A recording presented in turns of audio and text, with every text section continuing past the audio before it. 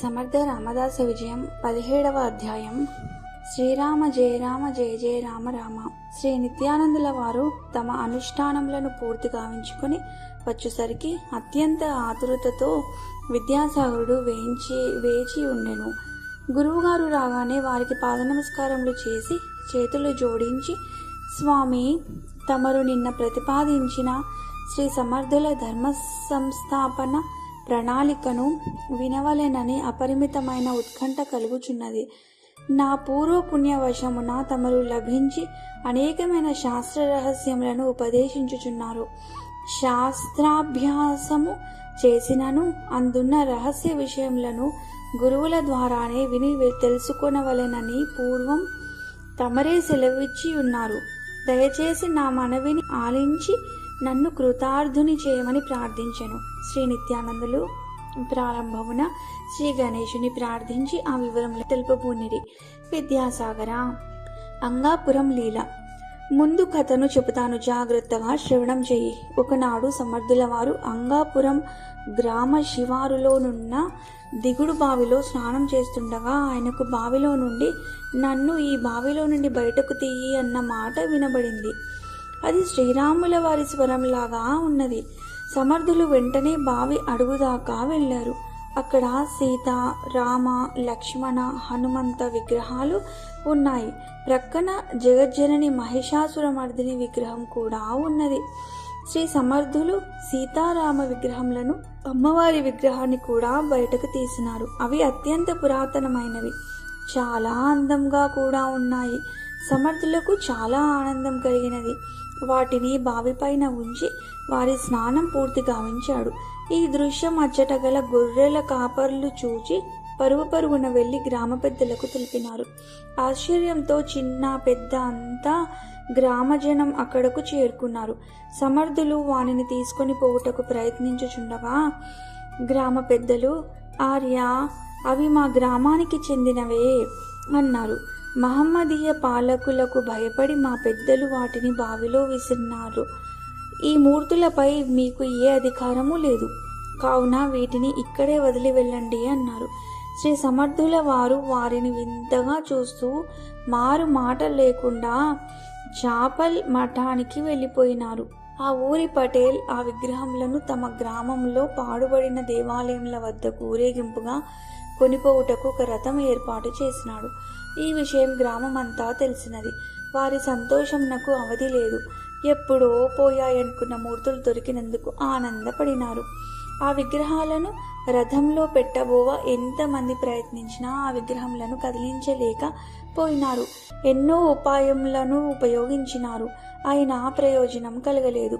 చివరికి అవి అలాగే బావి గట్టుపైన ఉండిపోయినాయి. కొన్ని రోజులు గడిచినవి. తర్వాత గ్రామస్తులందరూ కలిసి వాటిని శ్రీ సమర్థులకే అప్పగించాలని నిర్ణయించుకొని పటేల్ ఆధ్వర్యంలో చాపల్ మఠంనకు పోయినారు. పూజ ముగించి శిష్య పరివేష్టితుడై ఉన్న సద్గురుమూర్తిని చూచి దండ ప్రణామములు ఆచరించి, మహాత్మా, క్షమించాలి. మిమ్ము ఆనాడు ఆటంకపరిచిన మేము మూర్ఖులం. మా గ్రామం వెలుపల గల బావి నుండి మీరు బయటకు తీసిన విగ్రహములు అలాగే మీ రాకకై నిరీక్షించుచున్నాయి. వానిపైన పూర్తి అధికారం మీదే. మా తప్పు మన్నించి వానిని మీ ఇష్టానికి ప్రతిష్ఠించుకొనండి అని ప్రార్థించినారు. సమర్థులు చిరునవ్వుతో వారిని దీవించి, చాలా సంతోషం, మీరు కోరిన విధంగానే స్వీకరిస్తాను అని తమ శిష్యులైన బానాజీ గోసావిని వెళ్ళి విగ్రహంలను తీసుకుని రా అన్నారు. గురువు ఆజ్ఞ అయిన వెంటనే ఆ గ్రామస్తులతో వెళ్లి సునాయాసంగా విగ్రహాలను తమ జోలిలో వేసుకుని వచ్చినాడు. గ్రామస్తుల ఆశ్చర్యానికి అంతులేదు. శ్రీ సమర్థుల యొక్క మరియు వారి శిష్యుల సామర్థ్యానికి వారు విస్మయం చెందారు. తర్వాత సమర్థులు వాటిని తిరిగి తీసుకుపోయి అంగాపురంలోనే ప్రతిష్ఠించినారు. విద్యాసాగర, ఈ లోకంలో ఒక విచిత్ర తత్వం ఉన్నది. ధార్మికులు, సత్య ప్రబోధకులు తమ కార్యముల్లో నిమగ్నమై ఉంటారు. వారి కార్యకలాపములను వక్రబుద్ధి కలవారు చూచి వారిని నిందించుట, హేళన చేయుట, విమర్శించుట కొందరికి క్రీడ. ధర్మ ప్రబోధకులను అవమానించవలెనని వారి కీర్తిపై దుమ్ము విసరవలెనని కొందరు వేచి ఉంటారు. వారిని ఎవరైనా అడిగితే నిజంగా సమాధానం చెప్పలేక వారు ఎవరో అన్నారు, అంతేకాని మాకు అలా అనడానికి ఏమన్నా సరదాయా అని తప్పించుకుంటారు. తేలుకు కుట్టేదే స్వభావం. దానికి అడ్డం వచ్చిన వాటిని ఏదైనా సరే అది కుడుతుంది. అది చలనం లేనివైనా చలనం ఉన్నదైనా దానికి భేదం లేదు. అలాగే కొందరు తేలుకొండి మనుష్యులు ఉంటారు. వారు ఎదుటి వారి ఎదుగుదలను సహించలేక ఏదో విధంగా పరాభవం చేయాలని ప్రయత్నించుచునే ఉంటారు. కానీ సాధక ఇటువంటి వారి పట్ల అపారమైన దయ కలిగి ఉండి వారికి సద్బుద్ధి కలిగించమని భగవంతుని ప్రార్థించవలెననే కానీ ద్వేషించరాదు అని తెలిపి ఒక్క క్షణం ఆగి శ్రీ నిత్యానందులు మనస్సులోనే భగవంతుని ప్రార్థించినారు. తిరిగి కథలోనికి వెలుచు శ్రీ స్వామి సమర్థులను స్మరించి, నాయనా విద్యాసాగర, సమర్థులను కొందరు ఆయన బ్రాహ్మణ పక్షపాతులని, ఎప్పుడూ బ్రాహ్మణులను మాత్రం ఆదరిస్తారని, ఆయన చెప్పే అన్ని విషయాలు శాస్త్ర విరుద్ధమైనవని కొందరు ముమ్మరంగా ప్రచారం సాగించసాగినారు. ఇందులో నిజం ఎంతో. ఆ విధంగా ప్రచారం సాగించే వారి గుణగణాలు ఏమిటో ఎవరూ గమనింపరు. వారిని గ్రుడ్డిగా నమ్మి ఆ ప్రచారంలో పాలుపంచుకుంటారు గ్రుడ్డి జనం. అంటే గ్రుడ్డి అనగా చూపులేని వారని కాదు, అజ్ఞానులని భావం. మహాత్ములను నిందించి పాపం మూటకట్టుకుంటారు వారు. అయితే తెలివైన వారు ఇందులో నిజమెంతో అని ఆలోచిస్తారు. వారి మాట నిజమా కాదా అని పరిశీలించడానికి మహాత్ముల వద్దకు వస్తారు. వారిని దర్శించడంతోనే వారి అనుమానాలు పటాపంచలై వారికి అంకితం అవుతారు. ఆ కోవకు చెందిన వారే అంగాపురపు వాసులు. ఇది కూడా ఈశ్వర సంకల్పమే అంటారు పెద్దలు. ఆ మహానుభావుని సంకల్పంలో లోకోద్ధరణ మాత్రమే కాదు, మతోద్ధరణ, భక్తి ప్రదీపనం, జ్ఞాన ప్రబోధం ద్వారా ధర్మోద్ధరణ ఉన్నాయి. శ్రీరాముల వారు వారి జన్మ కారణం అదే అని చెప్పినారు కదా. హిందూ ధర్మం ఏ లోపం లేకుండా ఉన్న రోజులు పోయి విచిత్రమైన కాలం వచ్చింది. పరదేశీయులు, యవనులు రాజ్యములను ఆక్రమించారు. దేశ సంపదను కొల్లగొట్టడమే కాకుండా వారి మతమును వ్యాప్తి చేయుటకు సంకల్పించి చాలా క్రూరంగా ప్రవర్తించే సమయం అని ముందు చెప్పుకొని ఉన్నాము. హిందూ రాజుల సంఖ్య తగ్గినది. వీరాది వీరులైన హిందువులను యవనులు ఆదరించి తమ కోటలో ఉంచుకొనినారు. అందువలన హిందువులకు రక్షణ కరువైనది. వారు దేవాలయ దర్శనం, పూజలు చేయడానికి భయపడి పూర్తిగా మానివేసి నా సమయం అది. పరమత బలానికి, వారి కుటిల నీతికి భయపడి కొందరు క్షత్రియులు తమ ధర్మాన్ని మరచి సేవా ధర్మాన్ని పాటించేవారు. యువత నిర్వీర్యమైనది. కొన్ని హిందూ దేవాలయాలలో పూజలు నిలిపివేసినారు. కొన్ని దేవాలయములలో విగ్రహములు పగులకొట్టినారు. కొన్నింటిని బావులలోనూ నదులలోనూ పారవేచినారు. మతం మార్చుకొనని ఎడల వారిని నానా హింసలకు గురి చేసినారు. శ్రీరాముని ఆదేశంతో హిందూ ధర్మ రక్షణా భారం శ్రీ సమర్థులు స్వీకరించి అనేక ప్రాంతములలో ధైర్యానికి, బలమునకు, వీరత్వానికి ప్రతిరూపమైన ఆంజనేయ స్వామి మందిరములను నిర్మించి అనేక మంది బలవంతులు, బుద్ధిమంతులు అయిన శిష్యులను స్వీకరించి వారి చేత 13 కోట్ల నామజపం చేయించి వారినే ఆయా మఠములలో అధిపతులుగా చేసినారు. ఈ విధంగా జనులలో భయంను పారద్రోలి మత సాంప్రదాయ భక్తి కార్యక్రమములను విరివిగా చేయించినారు. తర్వాత శివాంశ సంభూతులు శివాజీ మహారాజుని శిష్యునిగా స్వీకరించి వానితో ధర్మస్థాపన చేయించినారు. ఇది సహించలేని వారు కొందరు శ్రీ స్వామివారిపై అనేక విధాల దుష్ప్రచారం చేయ సంకల్పించినారు. అనతి కాలంలోనే అవన్నీ సమసిపోయి శ్రీ సమర్థుల కీర్తి దిగంతాలకు వ్యాప్తి చెందినది. ధర్మ జాగృతి కోసం భారతమాత పుత్రులను గాఢ నిద్ర నుండి మేలుకొల్పే సమయం ఆసన్నమైనది. మంచి నాయకుడు కావాలి. అందులకే సమర్థులు అప్పటికే హిందూ రాజ్య స్థాపనకు నడుం కట్టి విరోచితంగా పోరాడుచు అనేక దుర్గములను స్వాధీనపరుచుకుని అచట హిందూ ధర్మమును జాగృతం చేయుచు మహారాష్ట్ర ప్రజల పాలిట దైవంగా కొనియాడబడుచున్న శివాజీ మహారాజ్ వారిని తమ కార్యనిర్వహణకు చేయూతనిచ్చేవాడు దగ్గరకు రావాలని సంకల్పించారు. శ్రీరామ ఆజ్ఞ కూడా అదే కావడంతో వారిని ఎన్నుకొన్నారు. వారి దివ్య సంకల్పం ఎలా ఫలించినదో ముందు ముందు వివరించదను అని నిత్యానందుల వారు చెప్పి, శ్రీరామ జయ రామ జయ జయ రామ రామ అని జయ జయ నాదములు చేసెను. విద్యాసాగరుడు వారిని అనుసరించెను. అందరూ జయ జయ ధ్వనులు చేశారు. శ్రీ సమర్థుల శిష్యుడైన శివాజీ కారణ జన్ముడు.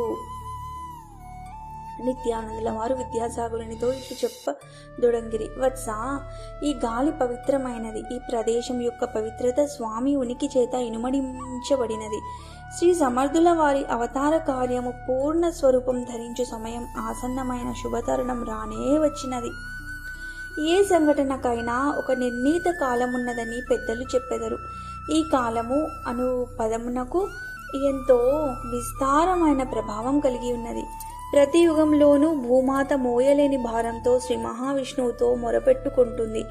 శ్రీ మహావిష్ణువు స్వయంగా వచ్చి దుష్ట శిక్షణ చేసి భూభారాన్ని తగ్గిస్తారని మన పురాణేతిహాసాలు చెప్తున్నాయి. కానీ కలియుగంలో మాత్రం తాను స్వయంగా రాక తన అంశలతో కొందరు సద్గురువులను అవతరింపజేసి దుష్టత్వాన్ని రూపు మాపుట ద్వారా ధర్మ సంస్థాపన చేయగలనని వాగ్దానం చేసి ఉన్నారు. ఆ హరియే ఎందరో మహాత్ముల రూపాలలో అవతరించి ధర్మ సంస్థాపన, సమాజ ఉద్ధరణ చేస్తున్నారనేటందుకు శ్రీ సమర్థుల వారి చరిత్రయే తార్కాణం. శ్రీ సమర్థుల వారి అవతార కారణమును, వారి కర్తవ్యమును శ్రీ రామచంద్రుల వారు స్వయంగా మంత్రోపదేశం ఇచ్చిన సమయంలోనే, అనగా అతి చిన్న వయసులోనే వారికి తెలిపి ఉన్నారు. ఆ రహస్యమేమనగా, పరమశివుని అంశతో ఒక రాజు జన్మించి ధర్మరక్షణ చేయు సంకల్పంతో నీ వద్దకు రాగలడు. నీ సంకల్ప సిద్ధికి అతని ఆకాంక్ష తోడై నా అనుగ్రహంతో మీరిరువురు దేశమందు సుస్థిర శాంతిని నెలకొల్పుటకు పరిస్థితులు అనుకూలించును. మీ ఇరువురి ఖ్యాతి దిగంతములకు వ్యాప్తి చెందునని తెలిపినారు. శ్రీ సమర్థులు తమ తపోబలము చేత కొన్ని చోట్ల ధర్మ జాగరణ, భక్తి ప్రబోధములు చేస్తూ ప్రజలలో చైతన్యం కలిగించి స్వతంత్ర భావాలను ప్రభావితం చేస్తూ ఉన్నారు. కానీ శ్రీరామచంద్రులు సూచించిన వీరాది వీరుడు, క్షత్రియ వంశజుడైన రాజకుమారుడు ఇంకనూ వారికి కలవలేదు. అతడే మహారాష్ట్ర దేశంలో అద్భుతాలు చేస్తూ ప్రజల మన్ననలు పొందుచూ తురుష్కుల హృదయాలలో సింహ స్వప్నంగా ఉన్న శివాజీ. ఇప్పుడిప్పుడే నూతన యవ్వనంలో అడుగుపెట్టి శత్రువుల గుండెలు అదరగొడుచున్నాడు. శివాజీ జననం కొన్ని విచిత్ర పరిస్థితులలో జరిగిందని చరిత్ర ద్వారా తెలుస్తున్నది. దేశమంతా అటు మొఘలాయులు, బహమనీ సుల్తాన్లు, హిందూ రాజులు ఒకరికొకరు గోతులు త్రవ్వుకొనుచు శత్రుత్వంతో అవకాశం వచ్చినప్పుడు కబలింప చూచుచుండేవారు. సర్వకాలాలలోనూ యుద్ధ వాతావరణంలో ప్రజలు అశాంతితో అలమటించే రోజులవి. శివాజీ తండ్రి షాహాజీ అహ్మద్ నగరమందు తన భార్య జిజియాబాయితో కాపురముండెను. వారి వివాహం విచిత్ర పరిస్థితులలో జరిగింది. జిజియాబాయి తండ్రి అవకాశవాది. తొలుత షహాజీ తండ్రిని స్నేహితునిగా గౌరవించాడు. అతనికి తన కొలువులో ఉద్యోగం ఇచ్చాడు. తనకు అండగా ఉండమన్నాడు. తనకన్నా ముందే స్నేహితుడికి కొడుకు కలిగినందుకు సంతోషించి ఆ బాలుని తాను కూడా అల్లారు ముద్దుగా పెంచాడు. తర్వాత తనకు ఆడపిల్ల కలిగింది. ఆ పిల్లకు 5 ఏళ్ల వయసులో సభాముఖంగా తన బిడ్డకు షహాజీకిచ్చి వివాహం జరిపించి స్నేహబంధాన్ని వియ్యపు బంధంగా చేస్తానని ప్రకటించాడు. కానీ పిల్లకు 12 సంవత్సరముల వయసు వచ్చేసరికి మాట మార్చినాడు. షహాజీ తండ్రికి పౌరుషం కట్టలు తెంచుకుంది. బలవంతంగా పిల్లనెత్తుకుపోయి కొడుక్కి వివాహం జరిపించాడు. అదే వారిరువురి మధ్య వైరానికి కారణమైంది. షహాజీ శౌర్యం వలన నిజాం షాహీ పాలనలోనున్న అహ్మద్ నగరులో రాజోద్యోగం సంపాదించాడు. జిజియా తండ్రి ఏ రాజు ఎక్కువ ధనాశ చూపితే ఆ రాజుతో జత కలిసి అంతకు పూర్వము తనను పోషించిన వానికి వ్యతిరేకంగా పనిచేయువాడు. షహాజీ తండ్రి గాని తాత ముత్తాతలు కాని స్వామి భక్తి పరాయణులు. అదే మార్గంలో షహాజీ కూడా చరించేవాడు. మామగారికి ధనగర్వం చేత అల్లుడిపై ద్వేషం, పగ రగులుచుండెను.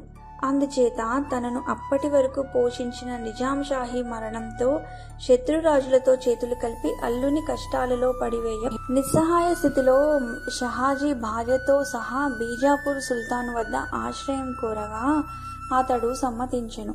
నిజాయితీపరుడైన వీరుడని ప్రసిద్ధి చెందిన వాడుగా అతనికి సన్మానం లభించెను.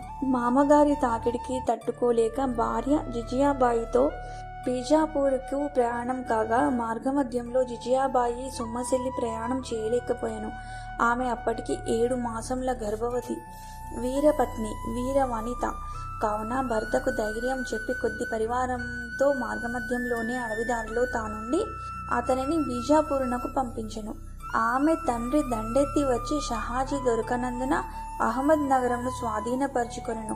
కుమార్తెను అడవిలో చూచి పుట్టింటికి రమ్మని కోరుచు అల్లుని పిరికితనంను విమర్శించెను. జిజియాబాయికి తన తండ్రి స్వభావం తెలుసు కావున పౌరుషంతో అతని అభ్యర్థనను త్రోసిపుచ్చెను. తాను ఒంటరిగానైనా ఉండుటకిష్టపడెను కానీ పుట్టింటికి వెళ్ళిపోలేదు. సమీపమందున్న గ్రామం శివనేరు దుర్గము నందు కాలము గడుపుచుండెను. కొలది దినములలోనే ఆమె తండ్రి వంచకుల చేత హతము చేయబడినాడని తెలిసెను. అయినను ఆమె ఏ విధమైన విచారం పొందలేదు. తన పరిచారికలు ప్రేమతో ఇచ్చు ఆహారంను స్వీకరించుచు తన భర్త పరిస్థితులు అనుకూలిస్తే తనను తోడుకొని పోవునని భావించి అట్లే గడుపుచుండెను. ఆ శివనేరు దుర్గమునందు నిత్యము భవానీమాత ఆలయంనకేగి మాతను దర్శించి, తల్లి, ఈ పరాయి మతస్థుల పాలన వలన ప్రజలందరూ సుఖశాంతులకు దూరమై దురపిల్లుచున్నారు. సజ్జనులైన వారలు దుష్టులకు దూరముండాలని వారిని నిర్జించలేని స్థితిలో భయపడుచు నిత్యము చచ్చి బ్రతుకుచున్నారు. ఓ మహాదుర్గాదేవి, ఈ దేశ ప్రజలలో ధైర్య సాహసములు పరాయి మతస్థులకు వినియోగపడుట నీకు సమ్మతమా? ఓ దివ్యజనని, దైత్య సంహారిణి భవానీ, ఈ దేశ దౌర్భాగ్యమును మట్టుపెట్టి అస్తవ్యస్తంగా ఉన్న సమాజమును ఒక త్రాటిపై నడిపించగల సమర్థుడైన కుమారుని ప్రసాదించు తల్లి అంటూ ప్రార్థించేది. ఆ భవానీమాత ఆమె ప్రార్థన ఆలించినది. అద్భుత తేజోవంతుడైన పుత్రుని ప్రసాదించి ఆశీర్వదించింది. జిజియాబాయి తన ఆశయం ప్రకారం దుష్ట శిక్షణ కర్తయైన శివ నామముతోనే అతనిని పిలువ దొడంగినది. చుట్టుప్రక్కల వారందరూ శివాజీ అని పిలుచుచుండిరి. శివాజీని ఆ తల్లి తన సంకల్పానుగుణంగానే పెంచినది. చిన్న వయసు నుండి అతనికి వీరగాథలు, భారత, రామాయణాది గ్రంథంలోని గాథలు ప్రబోధించినది. శివనేరు గ్రామంలో ఆమె దాదాపు ఒక సాధారణ గృహి వలనే నివసించినది. తల్లి యొక్క ఆశయములను పూర్తిగా అవగాహన చేసుకున్న శివాజీలో సుసంస్కారపూరితమైన లక్షణములన్నీ మూర్తిభవించినవి. శాస్త్ర పురాణ గాథలు వినిపించుటయేగాక జిజియాబాయి తనయునకు వానిలోని ధర్మ సూక్ష్మములు కూడా బోధించేది.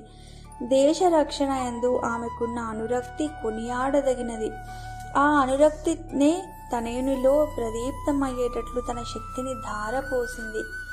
శివాజీ వివాహం. ఇట్లు శివాజీ 10 సంవత్సరముల వాడవునప్పటికీ వీరత్వము ముట్టిప్పడు తేజస్సు గల వాడయ్యను. తండ్రి షహాజీ బీజాపూర్ పోయి ఆ రాజునకు అనేక యుద్ధంలో సహాయమునర్చి అనేక పురస్కారములు పొందెను. తర్వాత కొంతమంది వ్యక్తులను పంపి తన భార్య జాడ తెలియగోరెను. కానీ ఆమె ఆచూకీ తెలుసుకొనలేకపోయెను. ఆమె తన తండ్రి వద్దకు చేరినదని భావించెను. అసలు విషయం తెలియలేదు. అచ్చట పొందిన రాజమన్ననల ఫలితంగా సేనాని పుత్రికనిచ్చి వివాహం చేయగా 2వ భార్యతో సుఖంగా నుండెను. 10 సంవత్సరముల తర్వాత జిజియాబాయి శివనేరులోనున్నట్లు తెలిసెను. రాజకార్యముల ఒత్తిడి తగ్గి పెద్ద భార్యను తన వద్దకు రప్పించుకున్నటకై కొందరు దూతలను శివనేరుకు పంపించెను. తల్లి కుమారులిరువురు వారితో బీజాపూరు చేరి తండ్రిని కలుసుకునిరి. అక్కడ కొంతకాలమున్న తదుపరి బంధువుల కుమార్తెను శివాజీకిచ్చి వివాహం జరిపించిరి. తర్వాత షహాజీ తన కుమారుడైన శివాజీని కోడలు సుహీబాయిని నూతన వధూవరులను సుల్తాను సముఖమునకు గొనిపోయి పరిచయం చేసెను. సుల్తాను రాజమర్యాదల ప్రకారం వధూవరులకు కొన్ని రత్నభూషాంబరములను బహుమతిగా ఇచ్చెను. ఆ వస్తువులు తీసుకుని వధువు సుల్తానుకు నమస్కరించినది. కానీ శివాజీ మాత్రం నమస్కరించలేదు. అట్లే నిలబడిన శివాజీ అభిమానమును రాజు అహంభావం అనుకుని ఆగ్రహం కలిగినను నిగ్రహించుకొని ఏమీ బాలక, నమస్కరించి అలవాటు లేదా నీకు అని ప్రశ్నించెను. అప్పుడు బాల శివాజీ ఏమాత్రం జంకు గొంకు లేకుండా ఇట్లా సమాధానమిచ్చెను. రాజా, ఈ సమస్త జీవకోటిని సృష్టించి పోషిస్తూ ఎవరెవరిని ఏ ఏ స్థానంలందు నియమించవలెనో నిర్ణయించిన ఆ దైవమునకు మనందరం నమస్కరించవలెను. కానీ తోటి జీవులకు నమస్కరించే పని లేదు. ప్రేమ కలిగి ఉండుట ఉచితమని నాకు తెలిసిన సంస్కారం అని జవాబిచ్చెను. ఈ వాక్కులకు రాజు తన కుమారుని దండించునేమో అని షహాజీ భయపడెను. కానీ సుల్తాన్ ఇతని మాటలలోని లోతైన భావాలను విశ్లేషించుకొనుచు అందు సత్యమున్నదని భావించి మిన్నకుండెను.